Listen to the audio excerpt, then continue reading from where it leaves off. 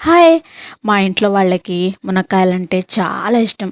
మునక్కాయలతో ఎప్పుడూ ఒకే రకమైన వంట కాకుండా కొత్త కొత్తగా చేయాలి. అందుకే ఈరోజు మునక్కాయల ఫ్రై చేయబోతున్నాను.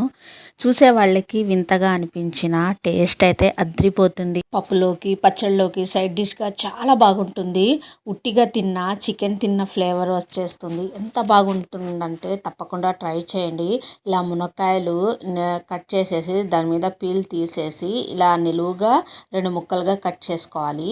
కట్ చేసుకున్న తర్వాత పొయ్యి మీద వేరొక గిన్నె పెట్టేసి అందులో ఒక గ్లాస్ వాటర్ వేసేసి రుచికి సరిపడా సాల్ట్, ముందుగా మనం కట్ చేసి పెట్టుకున్నాం కదా మునక్కాయలు, ఆ మునక్కాయలు వేసేసి ఒక 5 నిమిషాలు మునక్కాయలు మెత్తబడేంత వరకు ఉడికించుకోవాలి. ఇలా ఉడికిన తర్వాత ఒక ప్లేట్లో తీసుకొని పక్కన పెట్టుకోవాలి. చిన్న రోకలి తీసుకొని అందులో కొన్ని వెల్లుల్లి అలాగే కొంచెం కొత్తిమీర వేసేసి మెత్తగా పేస్ట్ లెక్క చేసుకోవాలి. ఇలాగా ఇప్పుడు కొన్ని స్పైసెస్ యాడ్ చేద్దాము. పసుపు, ధనియాల పౌడర్, కారం, గరం మసాలా, కొన్ని వాటర్ వేసేసి ఇలా కలుపుకోవాలన్నమాట. మొత్తం మనం ముందుగా మునక్కాయల్లో ఉప్పు వేసాం కాబట్టి ఇక ఉప్పు అవసరం లేదండి. ఉడికించి పెట్టుకున్న మునక్కాయలకి ఇలా మసాలాలు మంచిగా అప్లై చేయాలి. ఇలా అప్లై చేసిన తర్వాత పక్కన పెట్టుకోవాలి.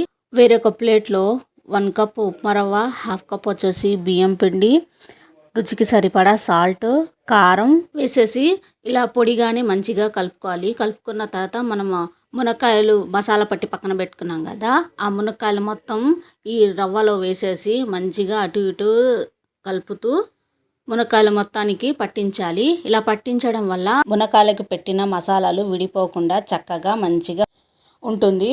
పొయ్యి మీద పెనం పెట్టేసి అందులో 4 టేబుల్ స్పూన్లు ఆయిల్ వేసేసి మునక్కాయలు పెట్టేసి అటు ఇటు 2 వైపులా తిప్పుతూ చక్కగా ఇలా ఫ్రై చేసుకోవాలి. అంతే, మునక్కాయల ఫ్రై రెడీ అయినట్టే అండి. సో ఇలా ఉట్టిగా అయినా తినొచ్చు, ఇలా తిన్నా అద్భుతంగా ఉంటుంది. చికెన్ని మించి రుచితో చాలా బాగుంటుంది. తప్పకుండా ఇంట్లో ట్రై చేయండి. అలాగే ఈ వీడియో మీ ఫ్రెండ్స్ అండ్ ఫ్యామిలీకి షేర్ చేయండి. అలా షేర్ చేయడం వల్ల నలుగురికి తెలుస్తుంది అనమాట. ఎండ్ వరకు చూసి ఒక లైక్ ఇచ్చేయాలండి. ఉంటా మరి, బాయ్.